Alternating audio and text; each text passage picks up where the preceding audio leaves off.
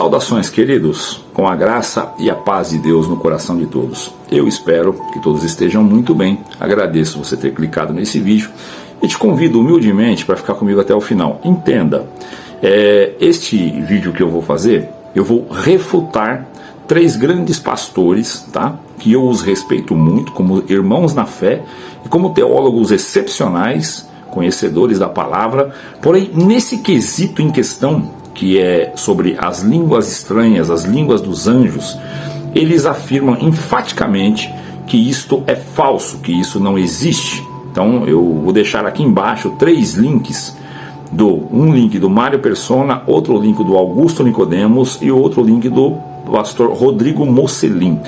Os 3 são teólogos excepcionais, eu recomendo, é maravilhoso, porém nesse ponto em questão é o ponto cego com relação ao movimento pentecostal e a manifestação de alguns dons. Principalmente o que é falado agora, que vamos falar, é sobre o dom de línguas, evidências de novas línguas.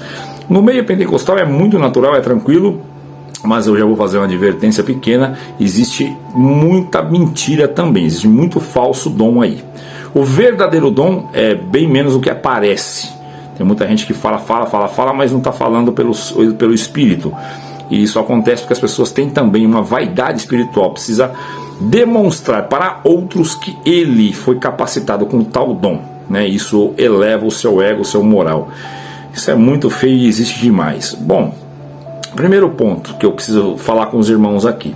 Primeiro, não esquece de se inscrever aqui no canal, ativar o sininho das notificações e selecionar a opção todas, para que todos os vídeos cheguem e de alguma maneira esse canal possa crescer. Com muita dificuldade, sofri uma censura, o canal quase que eu perdi engajamento e alcance.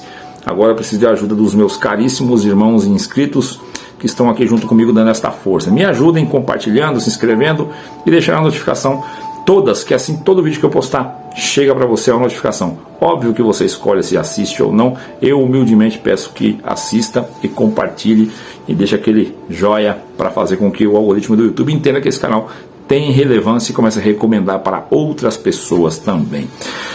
Queridos, sobre o tema, esses 3 pastores foi o que eu utilizei. Tem mais aí. As igrejas tradicionais, elas defendem que esse dom não se manifesta mais e dão uma explicação bíblica para ajustar, né, esta realidade à realidade deles. Bom, eu sempre falo, eu tenho amigos, irmãos que no meio congregacional, CCBano e até de outras, que são igrejas pentecostais, que não acreditam em alguns dons. Conversando com ele é um homem de Deus, muito esclarecido do Evangelho, mas ele não acredita no dom da revelação, que Deus pode mostrar coisas que estão ocultas aos olhos, segredos do coração, coisas particulares para outro pregar. Ele não acredita. E eu não consigo julgá-lo porque ele não teve a experiência. Ele mesmo falou para mim, eu nunca tive a experiência, eu não vi isso daí. Como eu, Eduardo, vivo isso desde pequeno, os meus pais sempre estiveram envolvidos nas orações em que o Senhor toma os homens e as mulheres de Deus, então eu não tenho dificuldade para crer. Mas isso não me faz melhor do que ele, como não fazia os que não precisaram ver Cristo melhor do que Tomé. Que Tomé também não é um tipo de pessoa que tem que ser demonizada, excluída. Não, Tomé estava errado. Nós todos somos uns tipos de Tomé. Raríssimas as exceções, temos que ver para crer. Condenamos Tomé porque Jesus falou para ele, né? Porque viste e creste. Mas, irmão, Cristo deu a total atenção, entendeu a limitação de Tomé, e Tomé não escondeu a sua limitação, certo? Confessou que não conseguia crer. E nós somos assim, se nós não tivermos a experiência, logo estamos também a dificuldade de acreditar. Então, se eu não vivi a experiência, então essas igrejas tradicionais, elas não vivem essa experiência, pelo menos uma grande maioria delas não viveram essa experiência, portanto então não conseguem crer.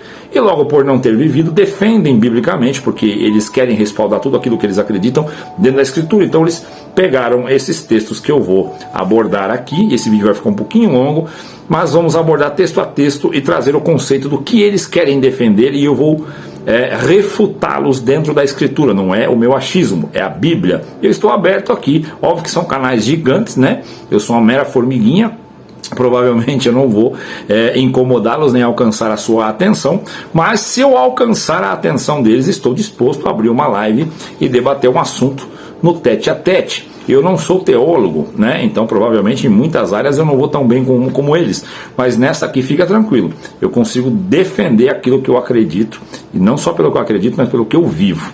Vamos lá. Eles defendem, irmãos, vou colocar na tela aqui Atos 2, que é a passagem mais conhecida dessa dispensação, né, onde os irmãos conhecem. Vou colocar algum texto aqui só para vocês verem. Que o Senhor, eles estavam lá, né? Vamos ler esse pedacinho, fica mais fácil, né? Versículo 2 de Atos 2: e de repente veio do céu um som, como de um vento veemente e impetuoso, e encheu toda a casa que estavam assentados. E foram vistas por eles línguas repartidas, como de fogo, das quais pousaram sobre cada um deles. E todos foram cheios do Espírito Santo e começaram a falar noutras línguas, conforme o Espírito Santo lhe concedia que falassem. Irmãos, e este episódio os irmãos conhecem. Cada um dos que estavam em Jerusalém ouvia falar das grandezas de Deus, do Evangelho de Cristo, na sua língua nativa. Pessoas estrangeiras ouviam falar nas línguas nativas, e isso os maravilharam e converteu uma grandíssima multidão. Bom, o que tanto Mário Persona como o próprio Rodrigo Mocelin, Augusto Nicodemos, acredito que até o Dois Dedos de Teologia, eu vi uma capa, mas não abriu, acredito que ele defenda isso. Posso estar equivocado, tá? Posso estar equivocado sobre o Dois Dedos de Teologia, mas acho que não. É que ele acredita também. E eles defendem, então, que este era o dom que foi manifesto por uma necessidade, né, daquele momento em que o Espírito Santo concedeu. Sim, isto é verdade. Mas este dom, ele é existente, defendido por Paulo nas cartas aos Coríntios. E é ali que eles tentam desconstruir que este dom exista de verdade. Mas vamos lá, irmãos.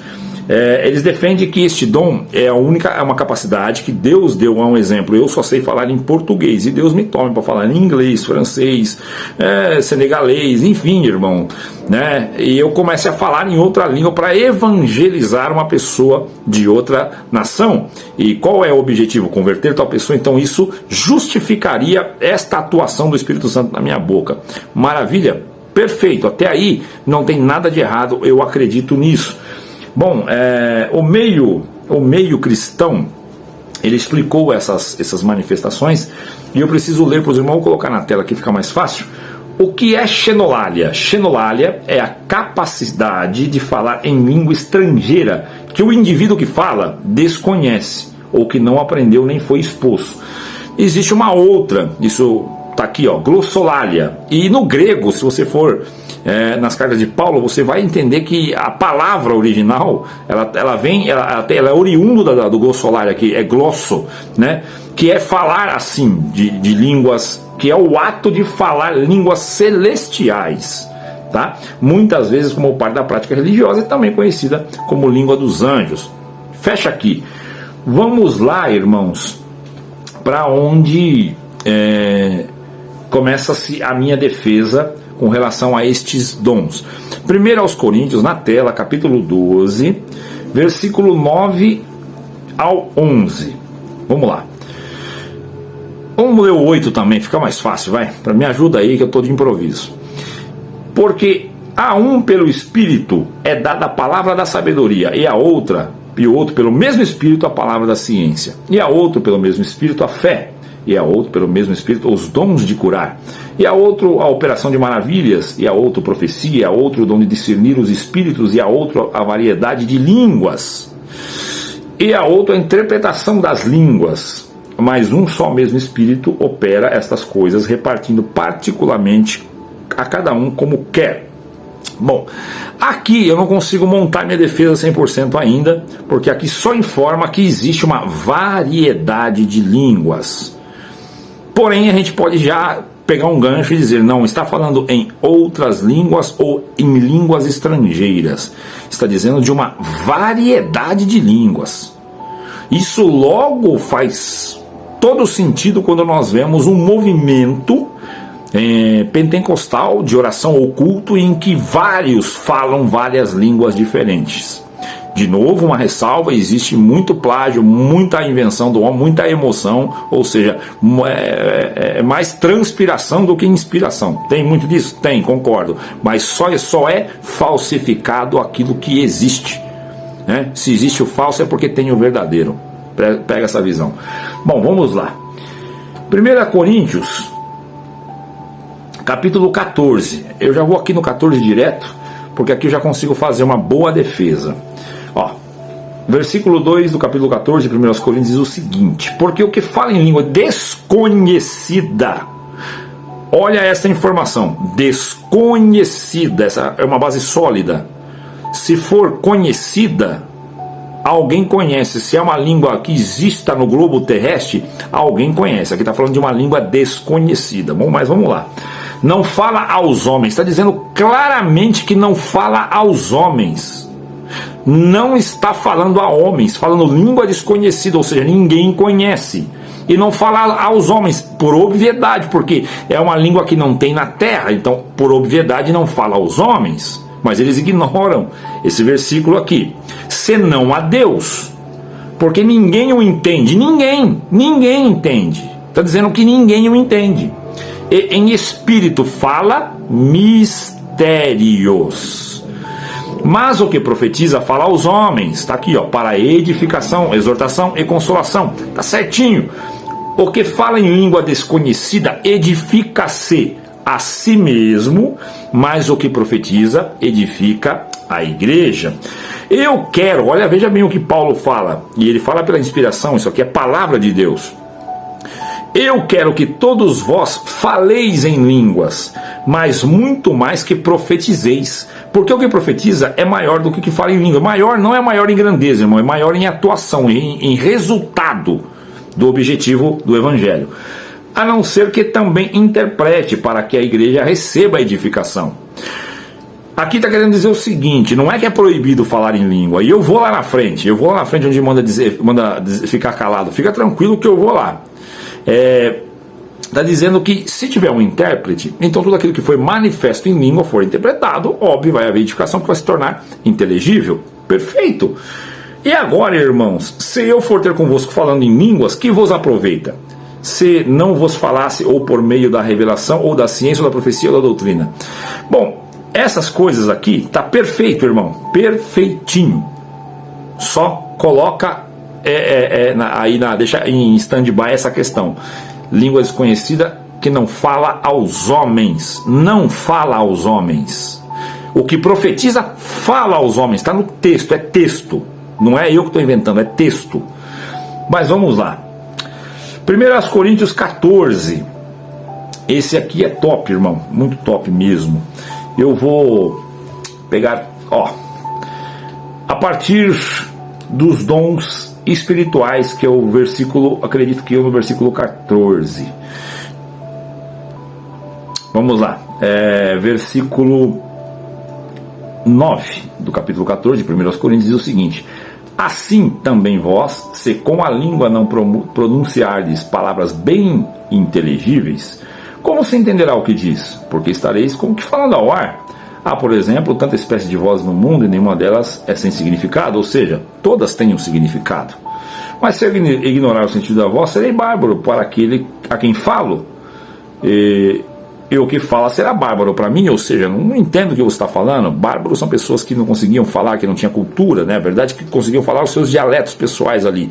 Você encontra um bárbaro, ele fala só o que a aldeia dele entende. Existe isso ainda. Você vai para a África, você vai encontrar um monte de dialeto, que às vezes até as pessoas que são africanas mesmo não entendem o dialeto da outra tribo. Isso é normal, os índios têm isso, enfim. Então é isso que ele quis fazer uma referência aqui. Assim também vós, como desejais dons espirituais, procurai abundar neles para a edificação da igreja. Por isso, o que fala em língua desconhecida,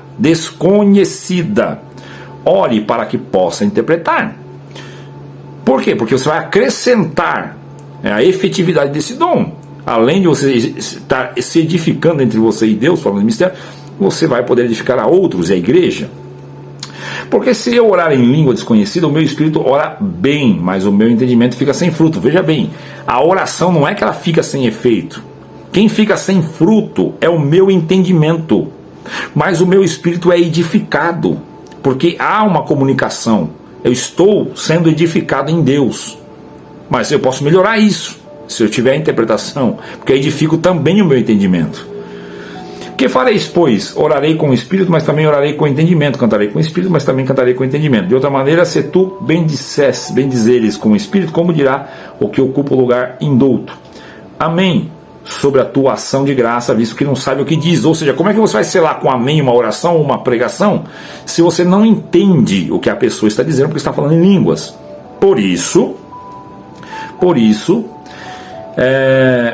vamos mais para frente um pouquinho, no versículo 19. Todavia eu antes quero falar na igreja 5 palavras da minha própria inteligência, para que possa também instruir a outros, do que 10.000 palavras em língua desconhecida. De novo, sobre o dom de línguas desconhecida.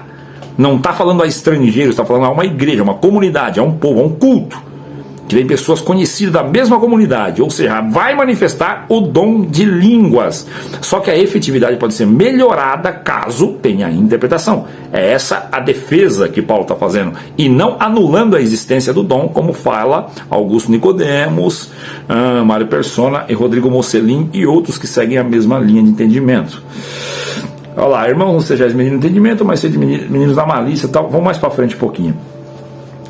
De sorte que as línguas, aqui eles defendem muito isso, de sorte que as línguas são um sinal, não para os fiéis, mas para os infiéis. Ele está falando línguas desconhecidas? Nesse momento aqui eu pergunto para Augusto Nicodemos, para Mário Persona, para Rodrigo Mocelin, todos que defendem que não existe. Aqui, todo o texto ele fala línguas desconhecidas, todo o texto, e aqui ele fala de sorte que as línguas são um sinal para os fiéis. Quer dizer, um sinal para os, não para os fiéis, mas para os infiéis. E a profecia não é um sinal para os infiéis, mas para os fiéis. E aqui eles defendem então que o culto não pode ter tido ali uma manifestação de língua, porque não dá para ser, isso aí seria para infiéis, como aconteceu em Pentecoste, que a manifestação do dom era para pessoas que desconheciam. Então, quando era falado na língua nativa da pessoa, ele sabia que a pessoa que estava falando não conhecia aquela língua, não era natural, então aquilo impactava ou o fazia crer no que ele estava ouvindo, que era a manifestação de um dom de Deus, era algo espiritual, sobrenatural. Eu concordo com ele, e Paulo está dizendo exatamente isso, está falando que as línguas eram para os infiéis. Está perfeito, está falando de língua desconhecida aqui, está falando de línguas. Ele muda a chave aqui, você não pegou isso aqui, tem que reler aí. Vamos lá. Pois se toda a igreja se congregar num lugar e todos falarem em línguas e entrarem indoutos ou infiéis, não dirão porventura que estão mais loucos? Claro! Se a igreja, ao invés de comunicar uma palavra inteligível, fica só falando em língua estranha, vão falar que é louco. Isso não acontece no meio pentecostal. Eles falam em línguas, mas o que é pregado para a igreja é em português, é em inglês, é na língua da sua nação. E tem a manifestação no meio do povo. Vamos continuar. Aqui fala exatamente da revelação. Isso vai muito contra o que Mário Persona prega, o que Augusto Nicodemos prega, que Rodrigo Mocelin prega, que é só a palavra expositiva. Eles defendem a palavra expositiva, e está certo, eu concordo. Ela admoesta, ela instrui, ela dá crescimento, dá estrutura.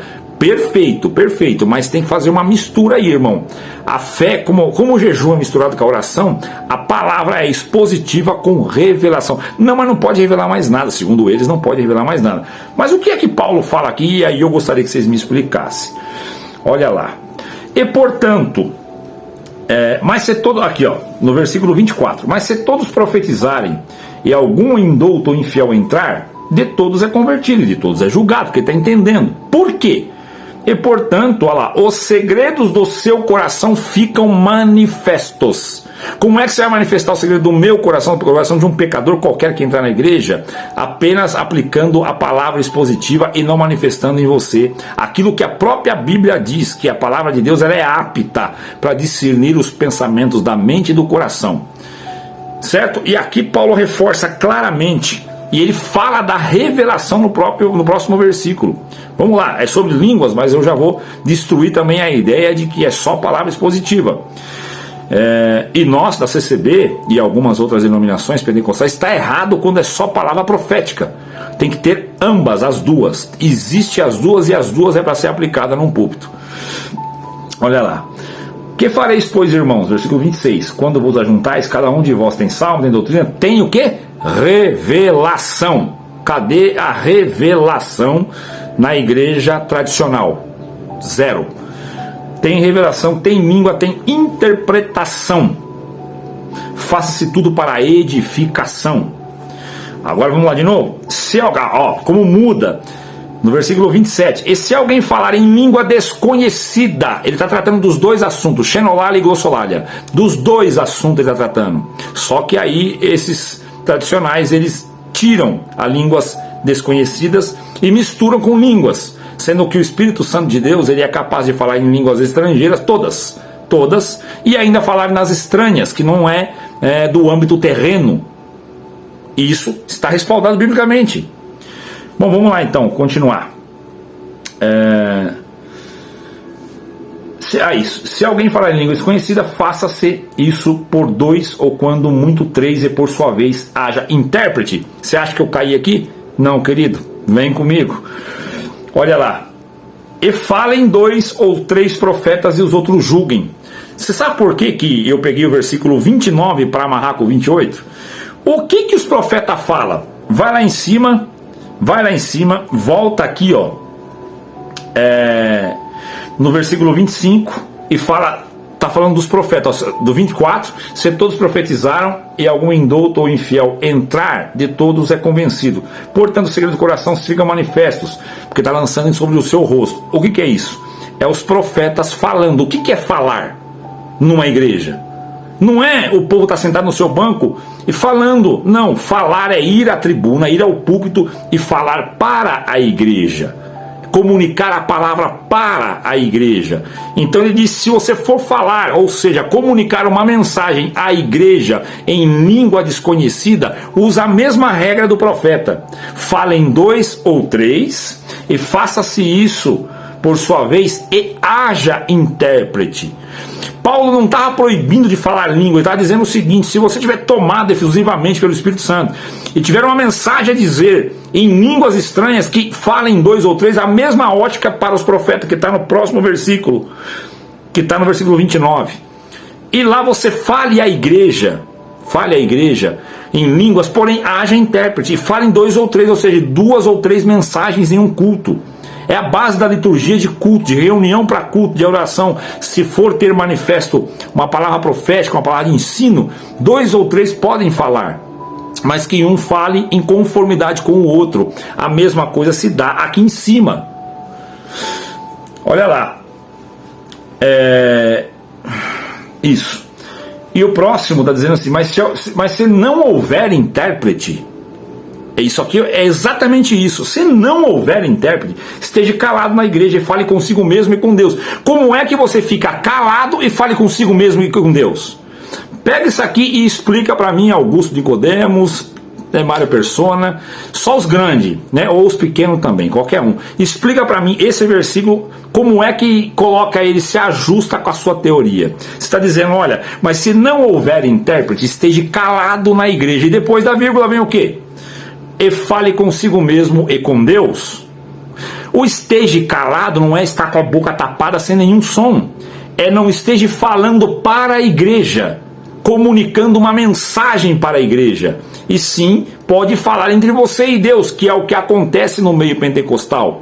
Os verdadeiros dons, não estou nem falando dos falsos, falando dos verdadeiros. Quando há uma manifestação no meio da igreja, em que Deus visita o povo e há manifestação de línguas estranhas, de língua dos anjos ou de língua desconhecidas, o que seja, ela está acontecendo entre a pessoa e Deus, e não comunicando à igreja uma mensagem sem um intérprete. Então nós pentecostais estamos dentro da Escritura, e a nossa fé, a nossa conduta, a manifestação dos nossos cultos está respaldada dentro da Bíblia. O entendimento de vocês, não. Por isso, no versículo 29, de novo vou falar aqui: falem 2 ou 3 profetas e os outros julguem. É a mesma coisa para quem vai falar em língua. Ou seja, o que esse profeta vai falar? Vai falar para a igreja. É uma palavra expositiva para a igreja, certo? A mesma coisa acontece com as línguas. Então, olhem lá, vocês que manjam bastante, né, do grego, manjam bastante tudo. Uma coisa, quem vos fala não é nem teólogo, querido. É apenas um ávido leitor da Bíblia, que consigo, a partir do que eu vivo, do que eu experimento, e eu não posso negar a verdade, não minha porque é de milhões, que experimentaram o dom manifesto do Espírito Santo em novas línguas. E já presenciamos também o dom de línguas. Tá? O meu saudoso cooperador de jovens, Deus o tomou em japonês para evangelizar um casal de japonês. E a mulher chorando dizia aonde ele aprendeu a falar japonês, que ela falava a ele melhor do que ela, que era nativa. Então eu já vi, esses dons estão manifestos até agora. Né? O Nicodemos fala que não tem motivos para esse dom, né, se manifestar mais, não se ouve mais. E aí ele traz os pais da igreja trazendo alguns conceitos, algumas frases. Ué, se os pais da igreja não experimentaram, não quer dizer que não existe. Né? Não quer dizer que não existe. Tá aí, está sendo manifesto, tem muita gente que precisa. Tem um amigo meu que estava no aeroporto e Deus tomou ele agora, faz um ano e pouquinho, em línguas, eu não sei se norueguês ou outra língua que Deus deu a ele, e evangelizou também uma pessoa. Isso acontece muito, estou falando a informação que chega para mim, continua acontecendo, mas não acontece para vocês, como também não está acontecendo para vocês da igreja tradicional, essa questão da manifestação da profecia que revela o segredo do coração e converte as pessoas. Isso também não está acontecendo, porque vocês se atêm única e exclusivamente ao texto. Não tem nada de errado em estar no texto solo escrito, tá tudo bem, maravilhoso, mas os dons, a própria escritura defende a existência e a manifestação deles, e não se cessou. Se cessou nas tuas igrejas, procura ver aonde está a enfermidade da igreja, se está na nossa ou se está na tua. E eu concordo que isso não é uma divisão, isso aqui não é uma briga. Acontece que as próprias igrejas que Paulo mandava as cartas, cada uma tinha uma característica, uma era crescente demais no dom, outra crescente demais na sabedoria, entendeu? Mas faltava uma coisa. E isso, todo ser humano cristão que for humilde vai olhar para si e vai ver, falta em mim algo, tem uma limitação, tem coisa que eu não vi. O absolutismo recai naquilo que Salomão falou, melhor me é um menino pobre e humilde do que um rei velho que não se pode admoestar. Sejamos nós todos abertos ao aprendizado e ao entendimento, que este vídeo de alguma maneira possa ter contribuído para todos aqueles que não tiveram experiência, possam buscar as suas experiências. Tá? Eu vou dar aqui um nome de um pastor que eu admiro muito, tá? Que é Luciano Subirá. Luciano Subirá, ele traz essa experiência, ele conta dos próprios filhos, ele é igreja tradicional também. Escritura o cara manja, mas manja muito, tem total admiração, como eu admiro Mário Persona, como eu admiro Rodrigo Mocelin, como eu admiro Augusto Nicodemos, admiro também o Luciano Subirá. Só que o Luciano, ele conseguiu passar, né, de fase e entender o que realmente é o conceito. É um grandíssimo homem de Deus que teve experiências de línguas, e ele tem diariamente, tem todos os dias, e os filhos também. E só que isso não é feito assim às claras na igreja, não é aquele alarido como a igreja pentecostal, porque eles são igreja tradicional, mas aprenderam a não desprezar este dom, e esse dom é bíblico e existe e é manifesto. Queridos, espero ter ajudado bastante.